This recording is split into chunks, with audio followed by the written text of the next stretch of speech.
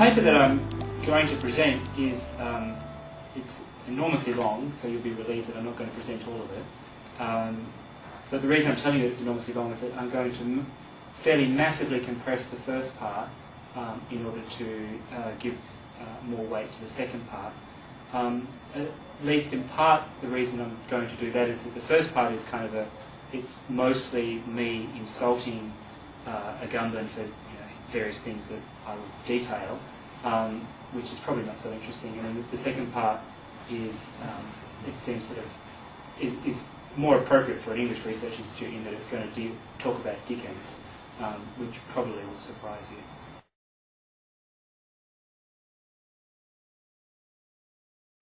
Now, I have two quotes which I'd like to just use to set the scene a little bit.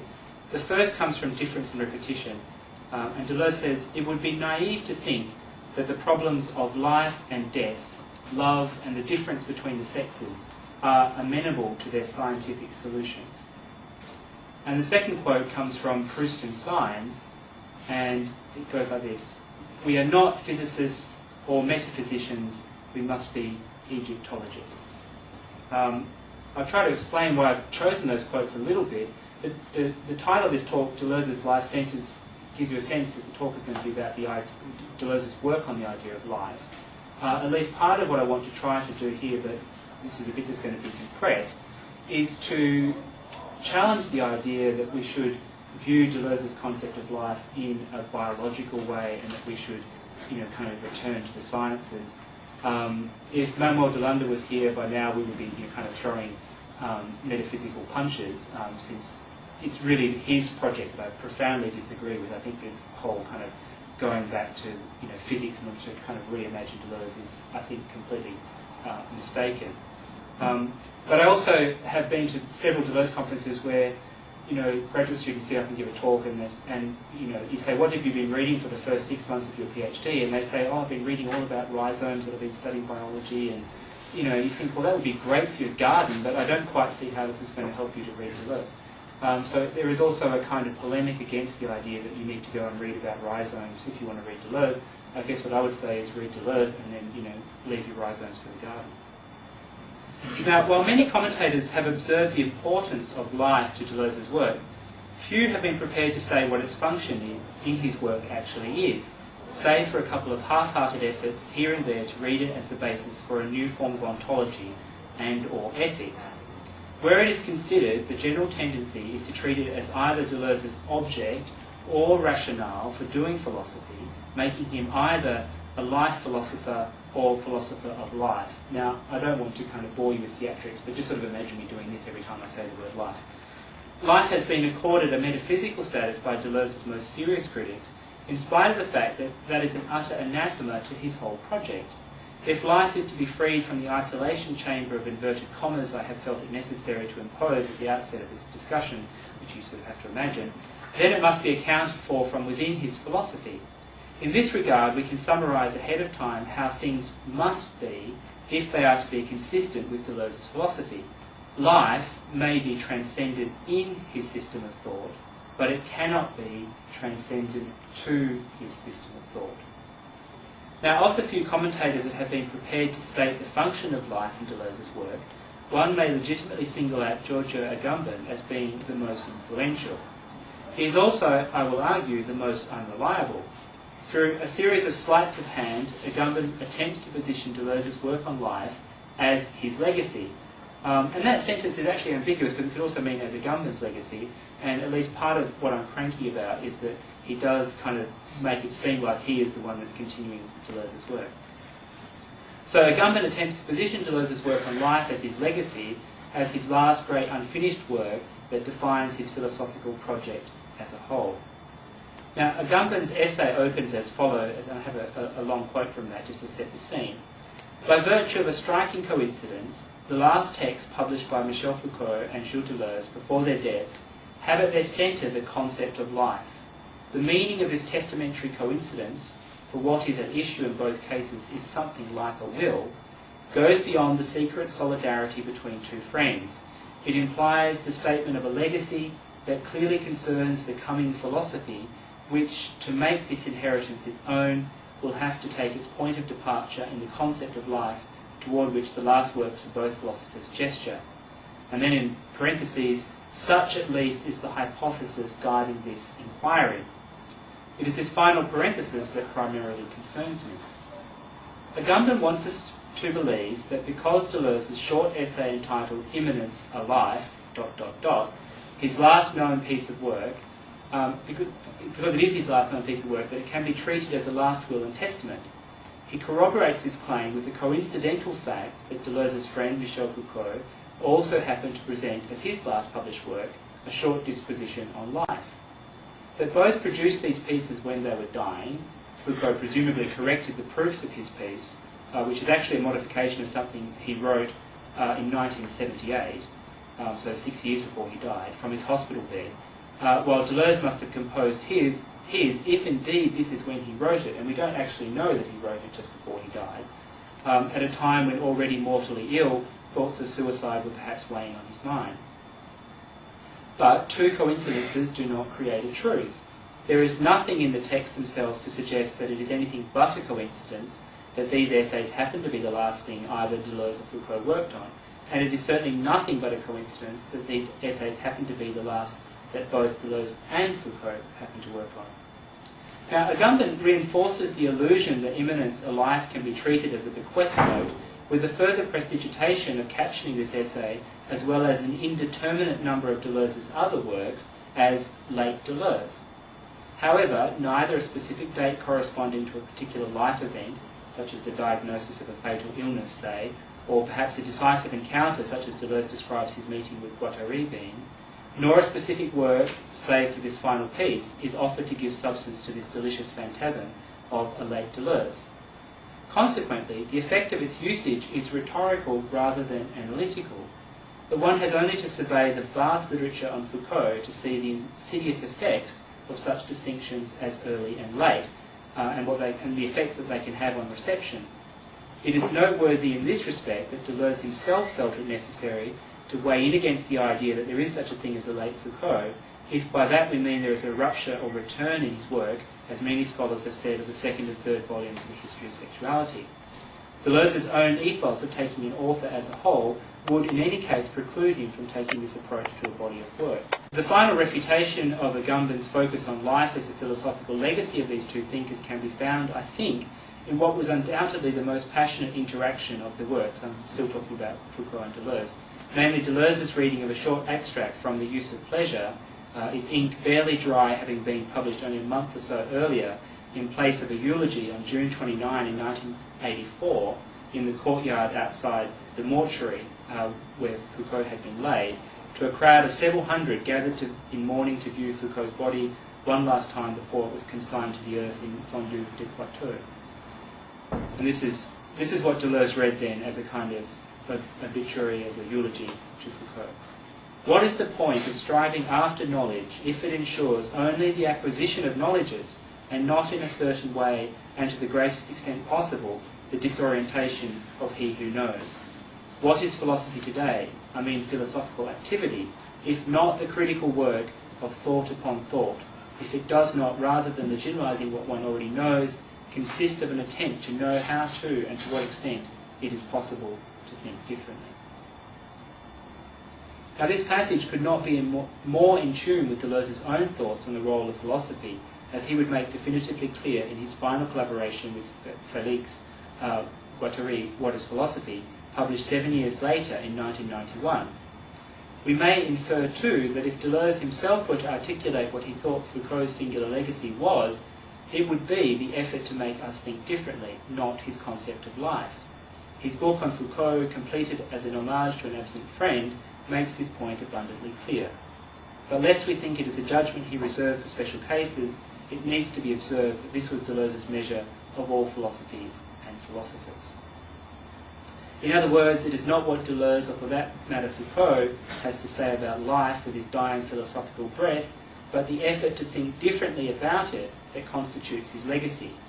We fail to see this if we put life on a pedestal.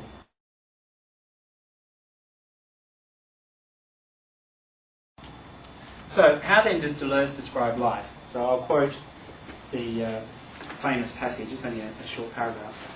Deleuze writes, "No one has described what a life is better than Charles Dickens. If we take the indefinite article as an index of the transcendental, a disreputable man, a rogue, held in contempt by everyone, is found as he lays dying. Suddenly, those taking care of him manifest an eagerness, respect, even love, for his slightest sign of life. Everybody bustles about to save him to the point where, in his deepest coma, this wicked man himself senses something soft and sweet penetrating him. But to the degree he comes back to life, his saviours turn colder, and he becomes once again mean and crude. Between his life and his death, there is a moment that is only that of a life playing with death. The life of the individual gives way to an impersonal and yet singular life that releases a pure event freed from the accidents of internal and external life, that is, from the subjectivity and objectivity of what happens, a homo tantum with whom everyone empathises and who attains a sort of beatitude."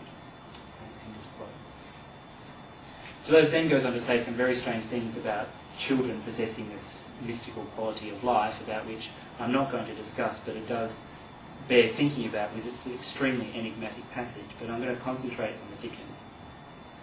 It is this description that Deleuze's commentators, including Agamben, who actually does trouble himself to read the Dickens, have been reading, I will argue, with one eye shut.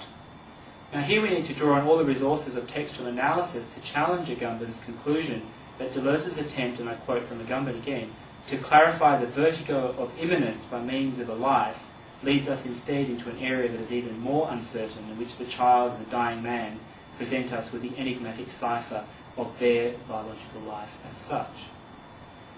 What is consistently overlooked as much by Agamben as anyone else is the fact that Deleuze's first, and by his own estimate, best illustration of life is drawn from fiction. Now this obviously doesn't invalidate it, but as Deleuze would himself be the first to admit, it does place certain interpretive obligations on us, which to date Deleuze's philosophical readers have avoided. That obligation, simply put, I would say, is to read it in context. To begin with, no one has mentioned the humour of this passage.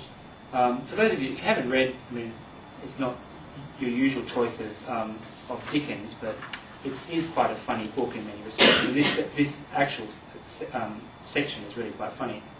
The solemnity with which the scene and Deleuze's exegesis of it has been attended by Deleuze's commentators is, I think, completely misplaced. In my opinion, it is riotously funny.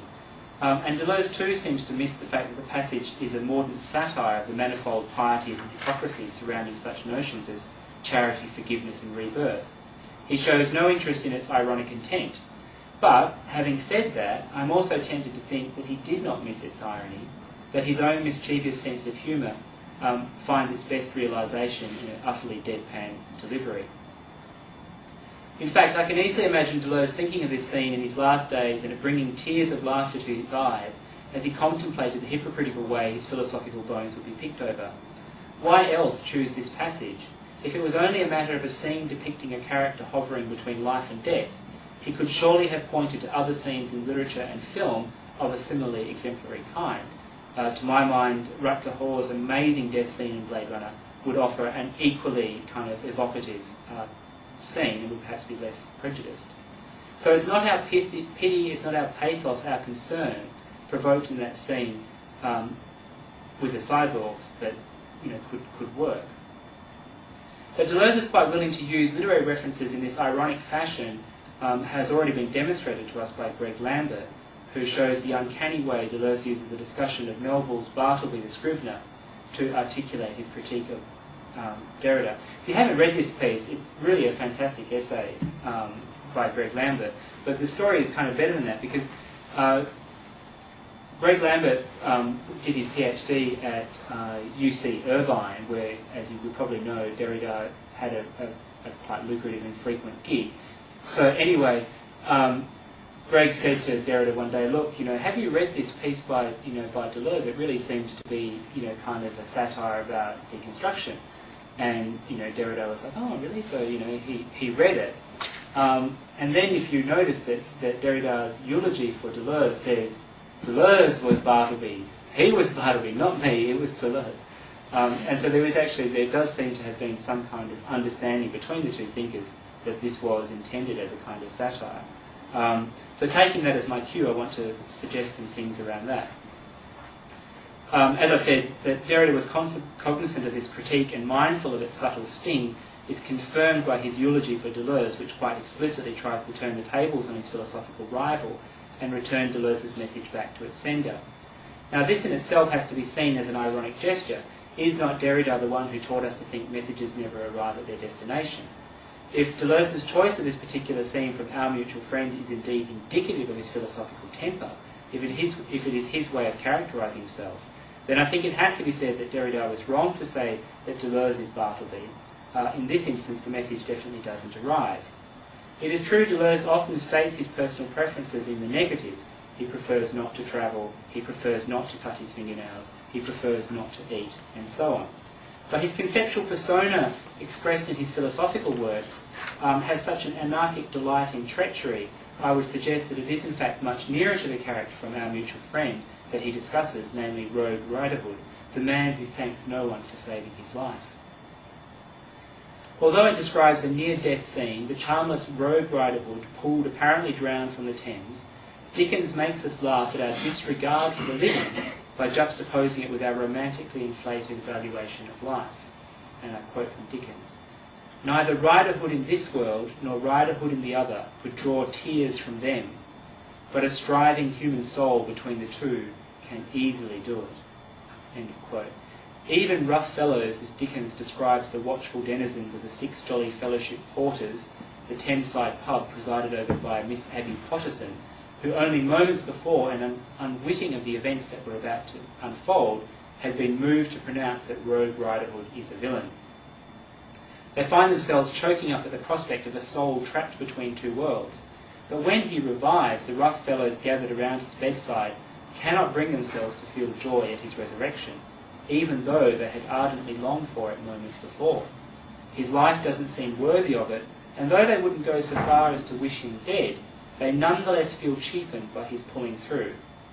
As if in consolation for succeeding, the redoubtable Miss Abby stands drink for all the fellows involved in the rescue.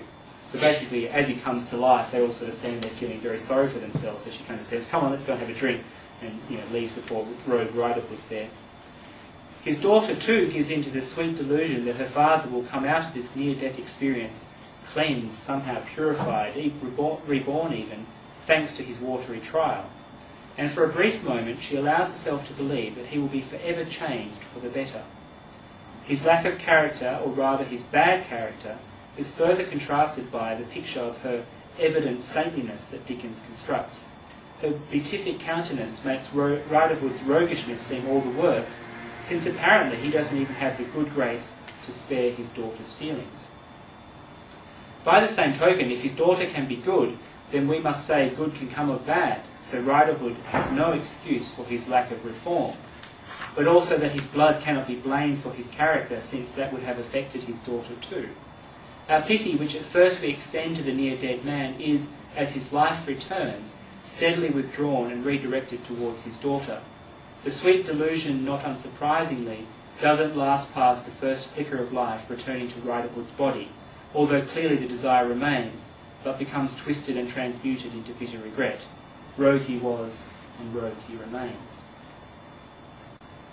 Humour, Deleuze says, is an art of consequences and descents, of suspensions and falls. We are moved to laugh, firstly by the way hard hearts seem to melt, not, as pity might demand, at the prospect of Riderhood dying, but rather in view of some entirely metaphysical entity, the spark of life.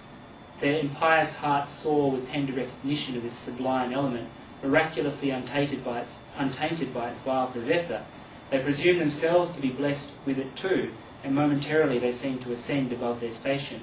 They hover like angels in a rarefied air that isn't theirs to breathe. They have no qualms about judging the life of the victim unworthy of the life they exalt.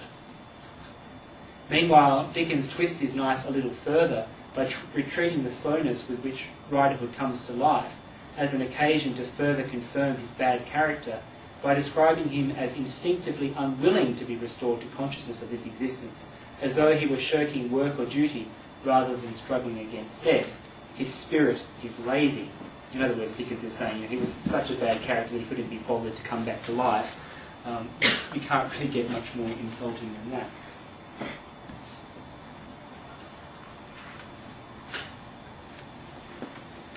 Now, smirks become smiles and uproarious laughter once again, though, at the moment when these dutifully maudlin souls, and you sort of have to imagine them all sort of standing around there rather piously watching this person struggling to come back to life, and all sort of willing him to come back to life. And then the moment he starts to show signs of it, you all sort of think, oh, well, actually, no, we really don't want him to come back to life. Go back to dying, would you?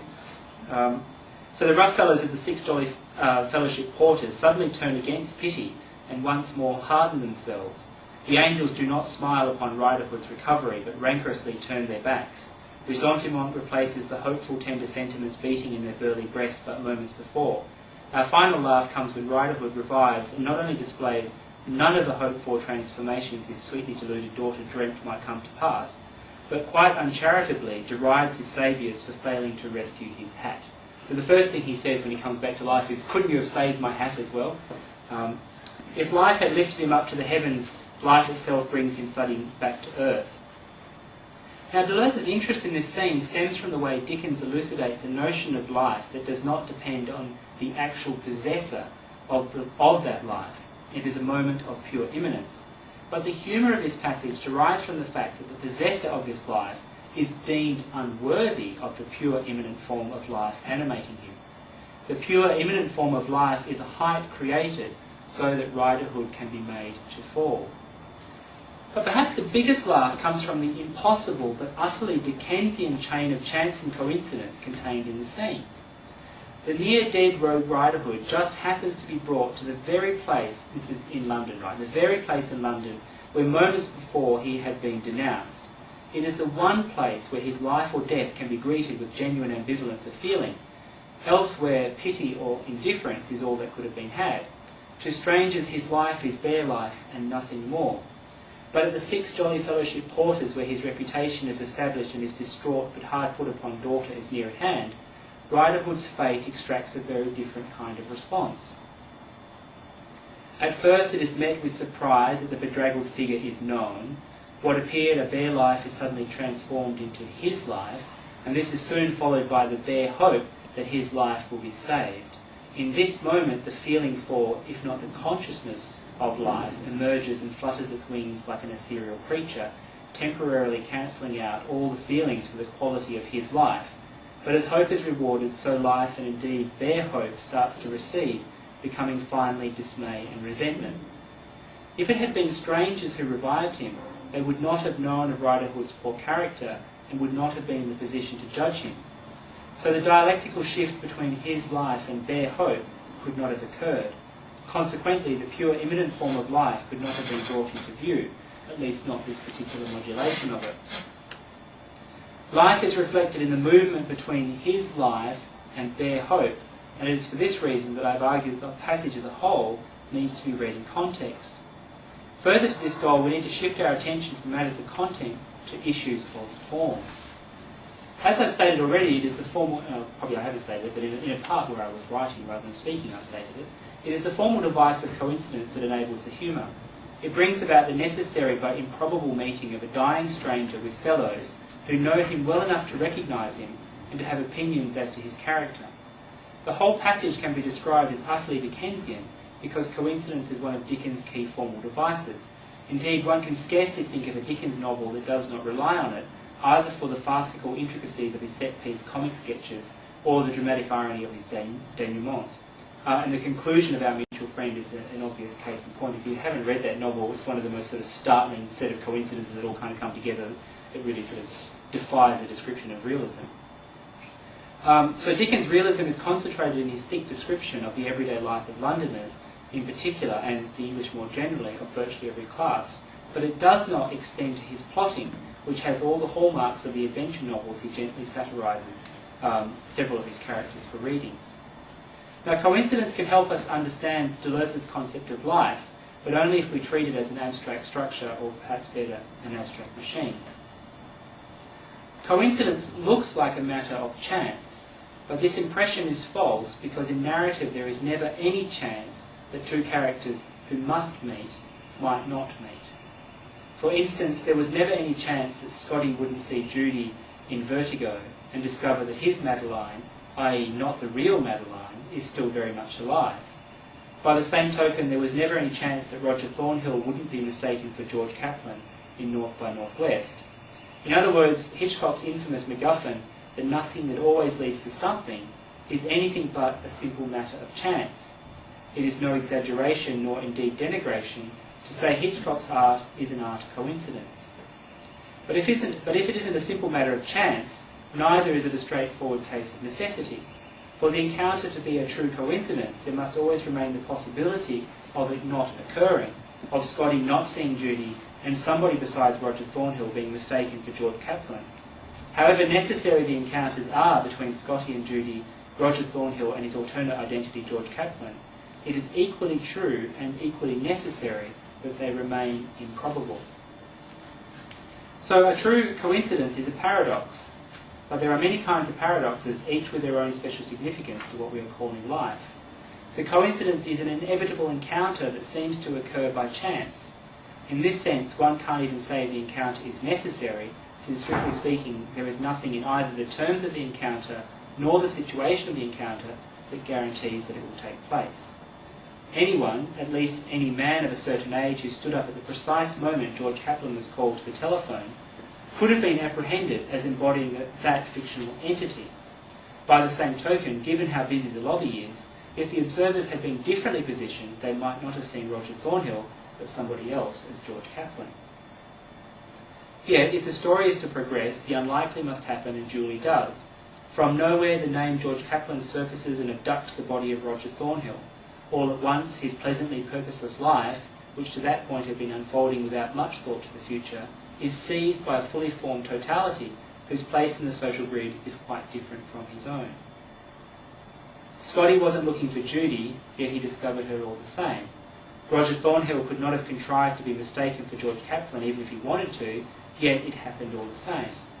As viewers, we want these meetings to take place, albeit after the fact, as must be the case with North by Northwest, and know that they must take place, but it is essential to our enjoyment of them that they remain contingent, accidents of time, rather than accidents befalling particular characters. This is obvious in the second example. If Roger Thornhill was knowingly impersonating and pretending to be George Kaplan, the film would obviously be completely different. But the same is true for Vertigo. It is because Scotty doesn't expect to find her that his discovery is shattering. Scotty wasn't looking for Judy because he didn't know she existed. Every woman, and of course no woman, was Madeline to him.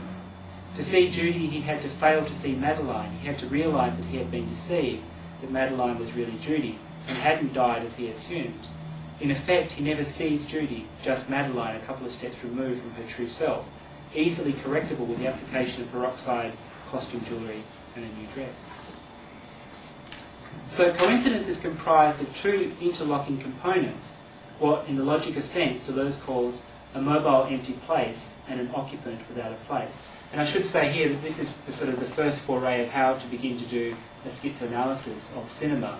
And at least part of what I'm suggesting is that you need to go back to the logic of sense and see how that book in particular tracks into capitalism and schizophrenia and then emerges in the cinema books. And it's not immediately obvious that that is the case, but if you draw diagrams from reading logic of sense, draw diagrams of how the concepts interact with one another, you will then find that there is an absolute formal continuation into 1,000 Plateaus and then into the cinema books. If you draw the pictures, you'll see the picture, but if you try to rely on words, it's completely hopeless. So, mobile empty place and an occupant without a place. The woman who was the Madeline Scotty knew, but not the real Madeline, wants to be known for who she really is, but can only be known to Scotty in the guise of Madeline. Her lost identity is an occupant without a place. Every woman is Madeline and no woman is Madeline, so Madeline is always in excess. She is always the next woman in the series or the one we just missed. Scotty is always too soon and too late in his search for Madeline. By contrast, Scotty's Madeline is a mobile, empty place. The true coincidence, that is the true event of sense, in Vertigo then, is not Scotty's discovery of Madeline's real identity, but rather the impossible convergence of the mobile, empty place of Madeline and the occupant without a place of Judy. At this moment, the first series, every woman and no woman is Madeline, that's my place now, talk about mobile intellect, becomes the sense of the second series, and Judy can only be known by Scotty as Madeline, and vice versa. The second series, Judy can only be known by Scotty as Madeline, becomes the sense of the first series, every woman and no woman is Madeline. Now this is what I mean by you have to try to draw a diagram.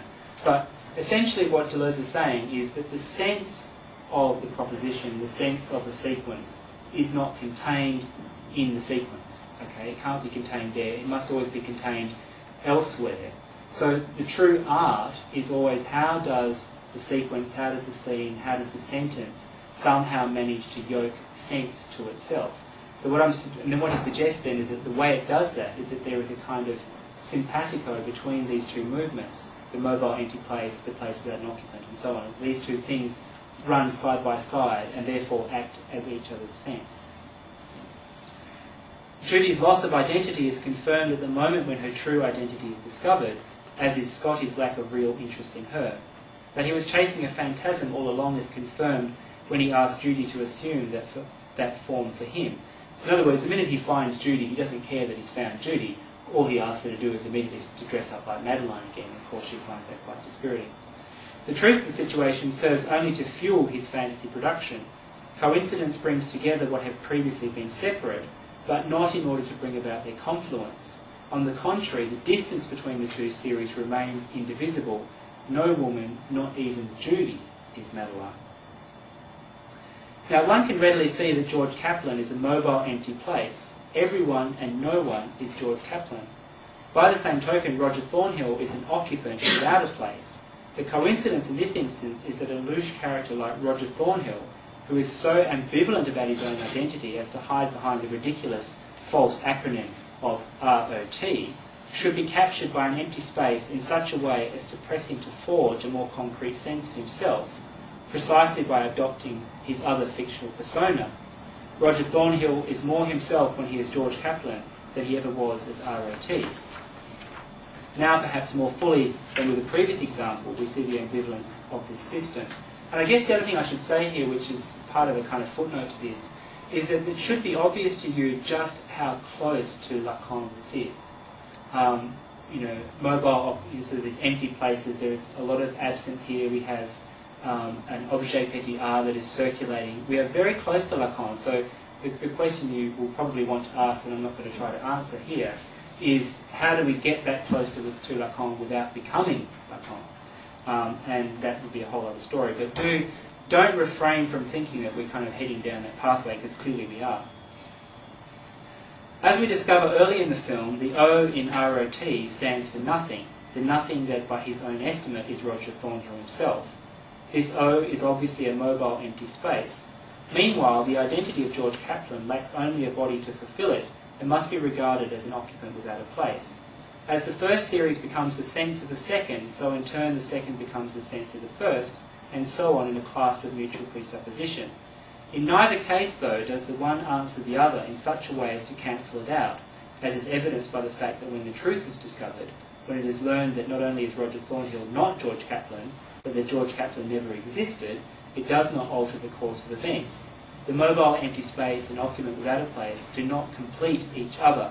The one does not long for or lack the other. Rather, the mobile empty space and occupant without a place resonate together. Okay, so you see there how we don't get to Lacan, because you don't have a complete completion. One doesn't complete the other, one doesn't lack the other, but rather you have the concept of resonance. Now, if you're teaching Deleuze, one of the kind of neat things you can do with 1,000 Plateaus is ask your students to underline the words resonance and harmony. They're not index, which is a complete mistake, but they are amazingly crucial terms. Now, if you've ever wondered why they're crucial, now perhaps you can see, because Deleuze always works with the idea of two series being side by side. So resonance, harmony. Now, for him, resonance is a negative, harmony is a positive. Because resonance brings things to cancel each other out, you then get a kind of black hole, whereas harmony enables the two series to exist side by side and continue to be mutually interesting. Now, coincidence is an art of the involuntary. In this respect, Deleuze's analysis of Proust's notion of involuntary memory is central to an understanding of his work as a whole. because it is an analysis not only of the specific phenomenon of involuntary memory, but the generality I would want to call the art of the involuntary. For Deleuze, as for Proust, thought has to be produced, and can only be produced by a violent encounter with a contingent object, which Deleuze rather unhelpfully calls the sign, and then says, oh, but I'm not a semiotician. Truth, Deleuze says, has to be betrayed. It isn't communicated, it isn't interpreted, it isn't willed, it is involuntary. Insofar as they rely on the goodwill of thought and remain ignorant of the dark regions and forces of thought, truths are arbitrary, according to Deleuze, which is why he sets aside what he terms the philosophical illusion. The jealous lover and unfaithful beloved know more about truth than the philosopher, because they are either constantly on the lookout for any sign that will give the truth away, or similarly constant in their bid not to display any telltale signs. Moreover, the truth they seek cannot be met with equanimity. There is nothing idle or purely academic about it. No matter how well prepared the intelligence is in advance of the revelation, the truth when learned will hurt. Intelligence, as both Deleuze and Proust insist, always comes afterwards, and that is the second formula of anti-Platonism. I didn't give you the first, and it'll take too long for me to flick back and find out what that was. It had something to do with the dialectic. Our prejudice against coincidence in narrative can obviously be explained in psychoanalytic terms as a reality principle-led reaction against the gratification that comes too easily and too quickly. So usually when there's too much coincidence in a film, we sort of react against that quite violently, and I'm suggesting it's because the gratification is too easy. But perhaps there is another explanation to be had, which takes us in the direction of what might be discouragement rather than disappointment, since what is at stake is our sense of the political rather than our personal pleasure. Coincidences remind us of the arbitrariness of the law, and more particularly the uncanny way in which its many manifestations beset us and impose an ironclad necessity on that which we want to think of as open. They open up a gap between the river of time we think of as our life and the timeless black holes of the social institutions which punctuate it, creating countless gulfs and rifts.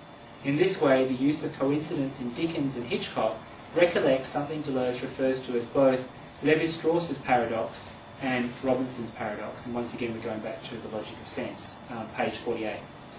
Lévi-Strauss's paradox is, and I quote from Deleuze, in whatever manner language is acquired, the elements of language must have been given all together, all at once, since they do not exist independently of their possible relations.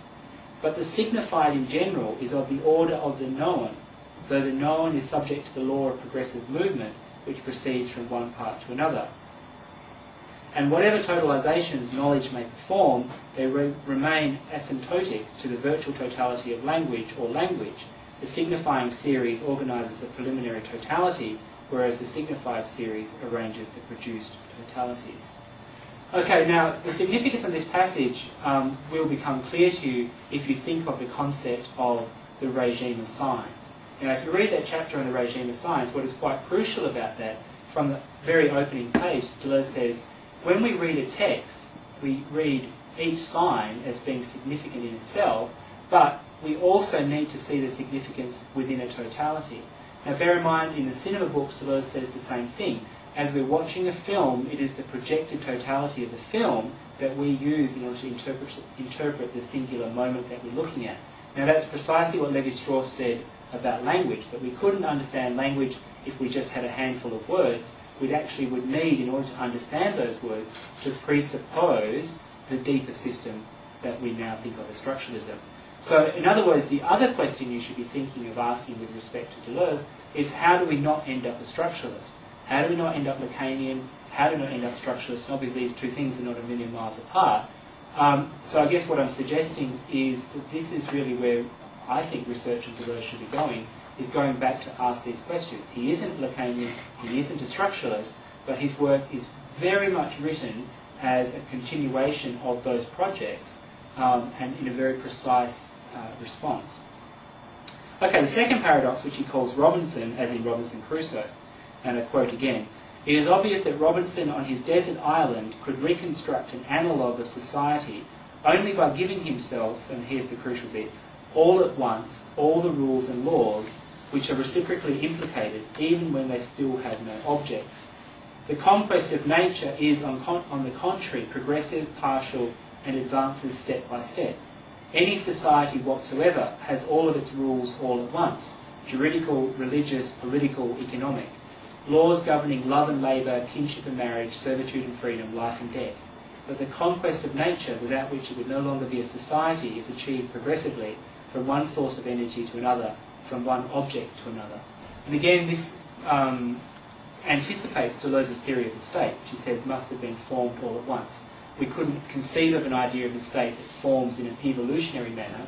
The state as concept must have been there from the beginning, and therefore all the various forms of non-state politics was always formed in the knowledge of the state and had to somehow ward that off as though they were being haunted. Now, in both cases, what is at stake is the unstable union of a fully formed, and here's the bit I wanted to stress, a fully formed virtual entity and an essentially unformed actual entity. Fully formed virtual entity, essentially unformed actual entity.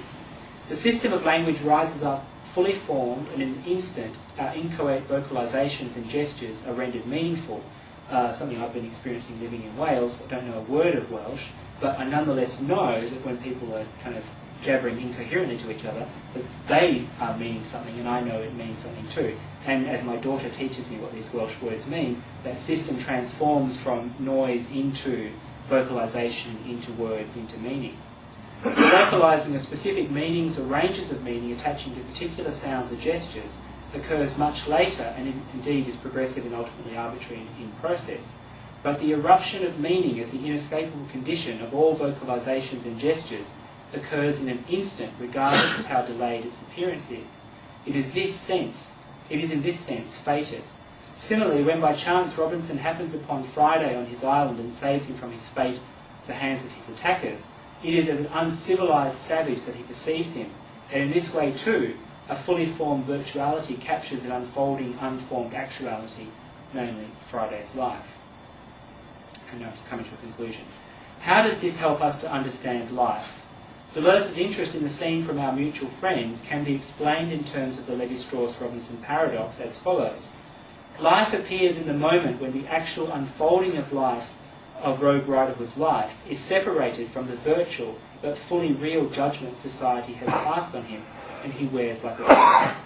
It presents itself as the possibility of those judgments being varied. It brings them to the surface briefly so they can see the light of day.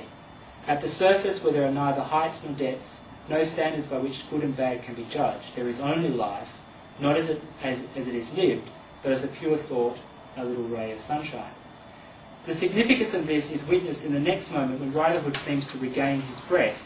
Thought returns to the depths and resumes its deformed state as an admixture of principles, opinions, morals and ressentiment. Deleuze's interest in this precise passage probably stems from the way it anticipates Nietzsche's critique of those philosophers who tear down God only to replace it with the false depths of the human, thereby putting man in his place. Riderhood's rancour, his absolute ingratitude, which gives us our biggest laugh, also stops us from being sentimental. Our laughter signals that we would not want Riderhood to be different. This passage has the quality of a primal scene for Deleuze. It adumbrates at once his method, his passion and his politics. For Deleuze, the possibility of revolution resides in the disequilibrium between the progressive unfolding of social life and the solid state of its social rules. Revolutions that favour either one of the two poles of this paradox, either history as the progressive unfolding of social life, or history as the always already written destiny of society, wind up making either the error of reformism or the error of totalitarianism. The former, and I'm quoting from Deleuze here, aspires to promote or impose partial arrangements of social relations according to the rhythm of technical achievements, while the latter aspires to constitute a totalisation of the signifiable and the known according to the rhythm of the social totality existing at a given moment. The Make Poverty History campaign being waged by the wealthy white nations today is an example of the former, while neoliberalism, political doctrine of those white wealthy nations, is clearly an instance of the latter. A poverty alleviating campaign that does not address the iniquities of the system itself can only be so much window dressing. And the same must be said for current campaigns to inoculate the children of Africa against diseases they wouldn't have to contend with if they had clean water, adequate food and decent housing. Likewise, the attempt by the very rich to generalise a model of capitalism that has made them rich is painfully ignorant of the existence and conditions of actual history. And here the famous quote is from the current president of Harvard University and former Clinton Treasury Secretary Larry Summers, who said, "The laws of economics are like the laws of engineering. There's only one set of laws and they work everywhere."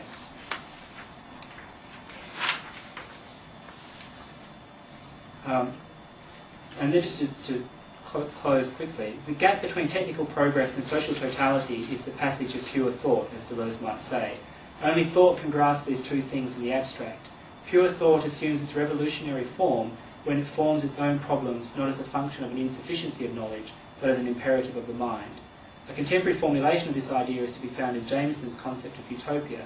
For him it takes the form of an impossible demand, such as the demand for universal employment, which as soon as one tries to think through what it would take to make that happen, necessitates a radical shake-up of everything that we had presupposed about social life and the social totality underpinning it. And I'll leave it there. Thanks.